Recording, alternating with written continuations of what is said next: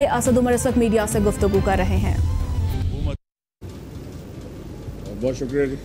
बात तो तफसीलन असद उमर ने और यूनुस आई ने रख दी है।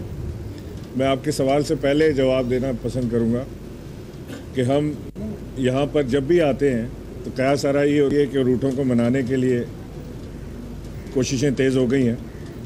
मैंने पहले भी ये कहा था, मैं आज भी ये कह रहा हूँ आपके सवाल से पहले कि ये एक वो घर है जो कभी हमसे नहीं रूठा। एडवाइस हमेशा मिलती रही, हमें रहनुमाई मिलती रही, मोहब्बतें मिलती रही, प्यार मिलता रहा। और पीर साहब इतने बड़े आदमी हैं कि अगर वो कभी डांट भी दें तो भी मुझे कोई उनसे गिला नहीं होगा, लेकिन कभी उन्होंने आज तक हमेशा मोहब्बत और शफ़क़त से राह दिखाने की कोशिश की। मेरी कोशिश ये होती है कि मैं सिंध के मामलात में पीर साहब से रहनुमाई हासिल करूं, उनकी दिखाए हुए रास्ते पर, क्योंकि उनका जो तजुर्बा है सिंध के लिए वो शायद बहुत कम लोगों के पास होगा। ये मेरे इल्म में नहीं है कि किसी के पास इतना तजुर्बा हो।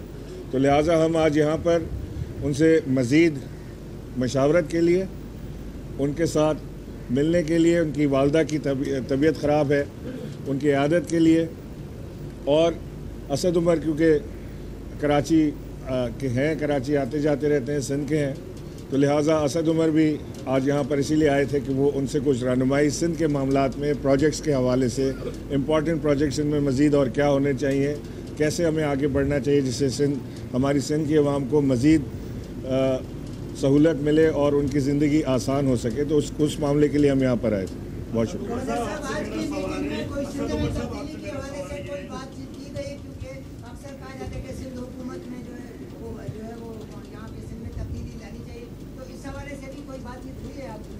नहीं, अगर आप सियासी तब्दीली की बात कर रहे हैं तो इसकी तो कोई बात नहीं हुई, लेकिन फलाही तब्दीली तो सिंध में भी आनी चाहिए, जैसे पूरे मुल्क में आ रही है, सिंध में भी आनी चाहिए।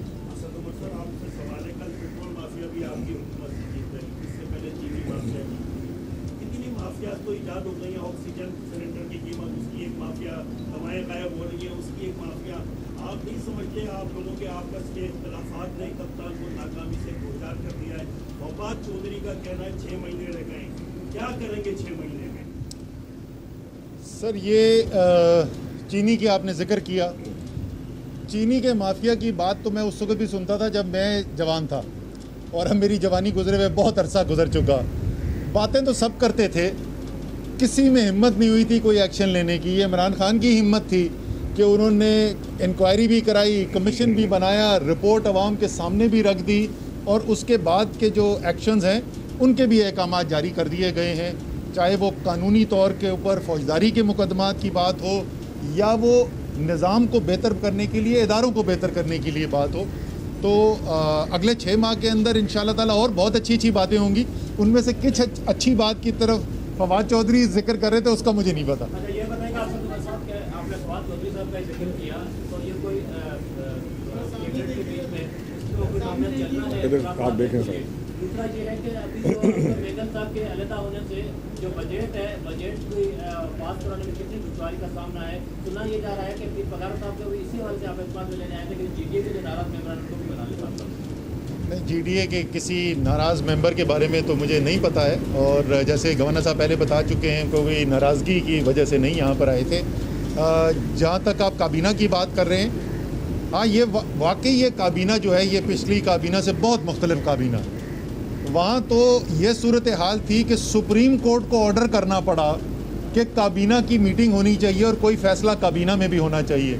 यहाँ हर हफ्ते काबीना की मीटिंग होती है, 4, 5, 6, 7 घंटे की मीटिंग चलती हैं। हर शख्स अपना नुक्ता नज़र बयान करता है।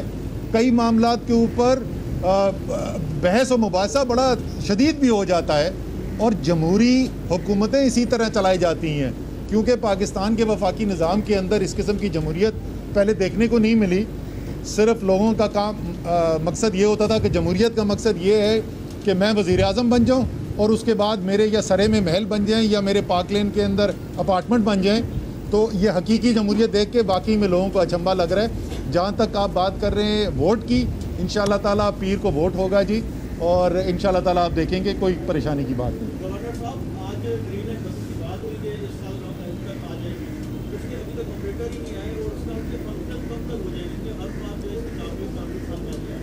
देखिए, ग्रीन लाइन का अप्रूवल सारी हो गई है, टेंडर उसके हमने फ्लोट कर दिए हैं और इंशाअल्लाह अल्लाह ने चाहा, कोशिश हमारी है कि वो 1 साल के अंदर अंदर वो यहाँ पे चल जाएं बसें किसी सूरत भी। आज भी ग्रीन लाइन के ऊपर बड़ी गुफ्तगू रही और उसके ऊपर सारी चीज़ें प्रेजेंट भी की गई और जहाँ जहाँ हमें रुकावट आ रही थी वो हमारी मिनिस्ट्री ऑफ PND और मिनिस्ट्री फाइनेंस ने वज़ीर-ए-आज़म की हिदायत पे उसको फौरी तौर से दूर किया है। तो अब वो दूर नहीं है ग्रीन लाइन, इंशाल्लाह आपको जल्द नज़र आएगी।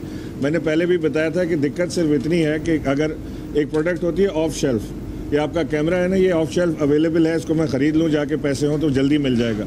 लेकिन अगर मैं मेड टू ऑर्डर कराऊँगा, क्योंकि ये पाकिस्तान का पहला प्रोजेक्ट है जो माजूरों को केटर करेगा, यानी एक आदमी जो व्हील चेयर पर है उसे बग़ैर किसी मदद के उस बस के ऊपर चढ़ना और उतरना, टिकट ख़रीदना, उसमें बैठना, उसकी सहूलत हासिल होगी। तो ये मेड टू ऑर्डर बसेस हैं, थोड़ा सा टाइम लग रहा है लेकिन इसका टेंडर हो गया। इंशाल्लाह ये खुशखबरी कराची को हम जल्द देंगे।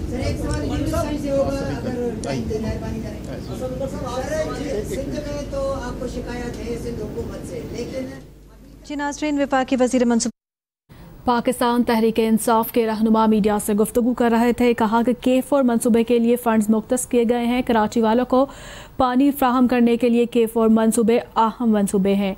GDA के रहनुमाओं से मुख्तलिफ अमूर पर बातचीत की गई है। अगले 6 माह में बहुत अच्छे इक़दाम किए जाएंगे, मुल्क की सालमियत के लिए अच्छे फ़ैसले किए जाएंगे।